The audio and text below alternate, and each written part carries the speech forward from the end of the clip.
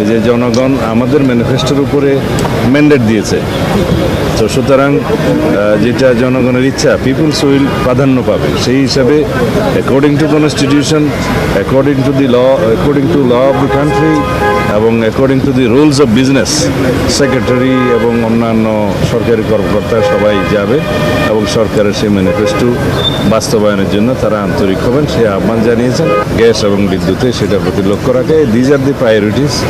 আর অন্যান্য যেগুলো বিস্তারিত আলোচনা সেটা অফিসিয়াল ব্যাপার। আর এরপরে বাংলাদেশের সরকারের সকল সচিবদের সাথে যেটা মিটিং হয় সেটাও প্রথামাফিক। তিনি সেক্রেটারিদের উদ্দেশ্যে অ্যাড্রেস করেছেন।